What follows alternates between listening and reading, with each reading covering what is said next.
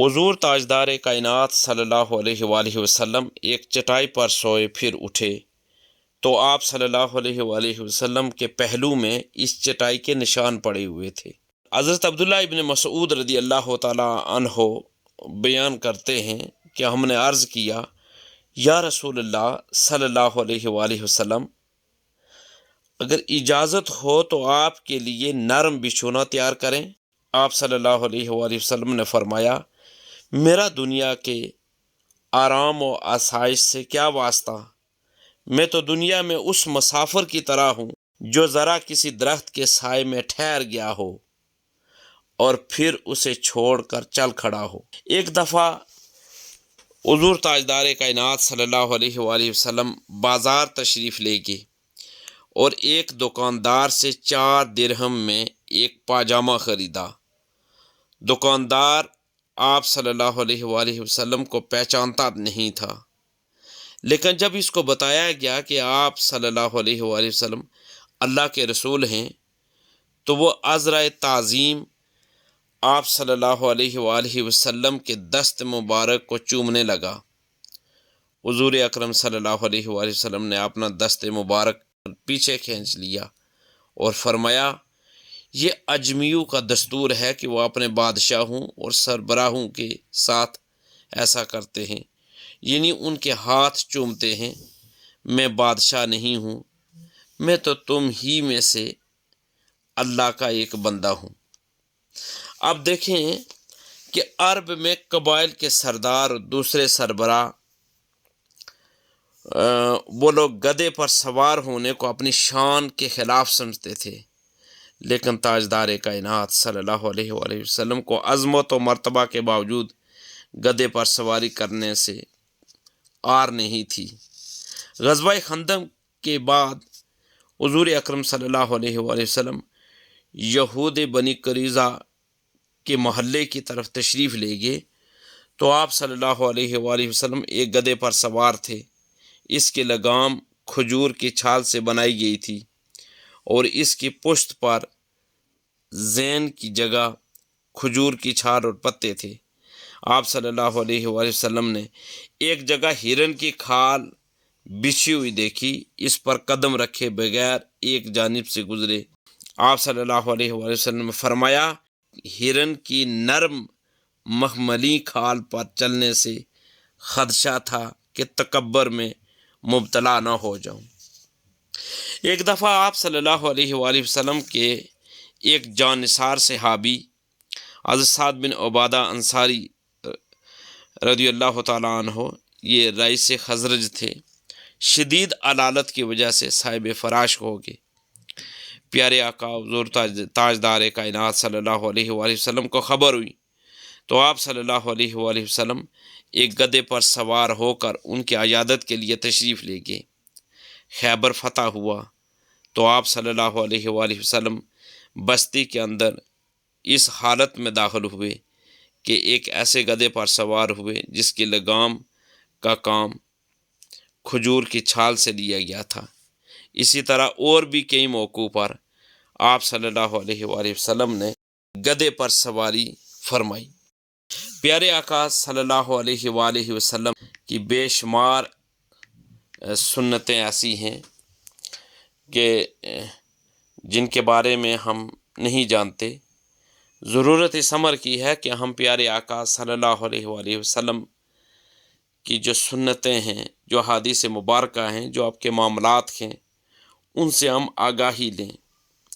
देखिए प्यारे आका सल्लल्लाहु अलैहि वसल्लम उम्मत के लिए तो 5 नमाज़ें फ़र्ज़ हैं, लेकिन प्यारे आका सल्लल्लाहु अलैहि वसल्लम ने हमेशा नमाज तहज्जुद भी बड़े एहतमाम से अदा की।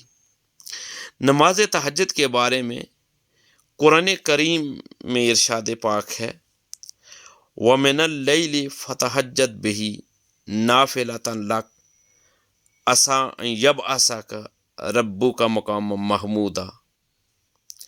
अल्लाह तबारक व तआला ने इस कुरान मजीद फुरक़ान हमीद में इरशाद फरमाया, रात के कुछ हिस्से में तहज्जुद पढ़ा करो, ये तुम्हारे लिए नफल इबादत है, शायद तुम्हारा रब तुम्हें मकाम महमूद पर फायज कर दे। ये आयत نبی کریم صلی اللہ علیہ وآلہ وسلم کے لیے نازل ہوئی، اور اس میں تہجد کی عبادت کو مقام محمود فرمایا۔ اللہ تبارک و تعالیٰ نے قرآن مجید فرقان حمید میں ارشاد فرمایا، رات کے کچھ حصے میں تہجد پڑھا کرو، یہ تمہارے لیے نفل عبادت ہے، شاید تمہارا رب تمہیں مقام محمود پر فائز کرے۔ یہ آیت نبی کریم صلی اللہ علیہ وآلہ وسلم کے لیے نازل ہوئی، اور اس میں تہجد کی عبادت کو مقام محمود یعنی سب سے بلند مقام سے جوڑا گیا۔ پیارے آقا صلی اللہ علیہ وآلہ وسلم کا ایک ارشاد پاک ہے جو صحیح مسلم میں ہے، فرمایا فرض نمازوں کے بعد سب سے افضل نماز رات کی نماز یعنی نماز تہجد ہے۔ دیکھیں، نماز تہجد میں پڑھی جانے والی خاص تسبیح یعنی 7 دن کی روحانی جو نسخہ ہے وہ جان لیجیے۔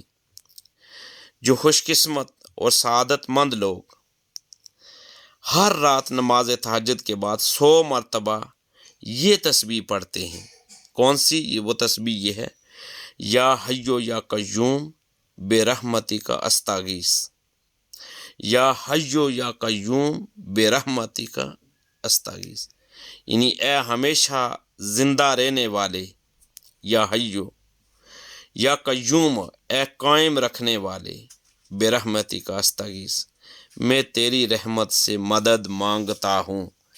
اس تسبیح کی فضیلت احادیث میں بھی موجود ہے، اور اولیاء کرام اس کو دل کی صفائی، کشادگی رزق اور ناممکن حالات میں تبدیلی کے لیے مجرب بتاتے ہیں۔ صحابہ کرام رضوان اللہ علیہم اجمعین اور صلحاء کا بھی یہ عمل تھا۔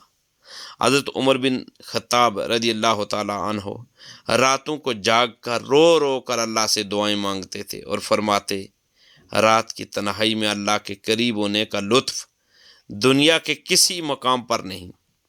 امام حسن بصری رحمۃ اللہ علیہ فرماتے ہیں، رات کی نماز مومن کی عزت ہے اور دن کی خاموشی اس کی حکمت ہے۔ شیخ عبد القادر جیلانی رضی اللہ تعالی عنہ فرماتے ہیں، اگر تجھے اپنے دل کی اصلاح درکار ہے تو تہجد کو لازم پکڑ، کیونکہ تہجد دل کا آئینہ ہے۔ 7 دن کی روحانی ترتیب اب اس طرح بھی رکھ سکتے ہیں، اور وہ یہ ہے کہ آپ پہلے دن آپ 2 رکعت نماز تہجد اور پھر 100 بار یا حیو یا قیوم بے رحمتی کا استغیث پڑھیں۔ دوسرے دن 4 رکعت تہجد، پھر 100 بار استغفار پڑھیں۔ پھر تیسرے روز آپ 2 رکعت تہجد اور پھر درود شریف 100 بار پڑھیں۔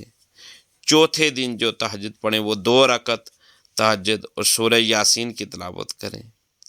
5ویں روز آپ 2 رکعت تہجد اور صدق کے دل سے آپ دعا کریں اللہ کے حضور، اور یہ بھی 6ٹھے روز آپ 2 رکعت تہجد پڑھیں اور سورۃ الواقعہ، یہ سورہ واقعہ رزق کے لیے ہے، رزق میں برکت کے لیے ہے، اور 7ویں روز آپ 2 رکعت نماز تہجد اور پھر خاص حاجت کے لیے رونا، تڑپنا اور دعا مانگنا یہ ہے۔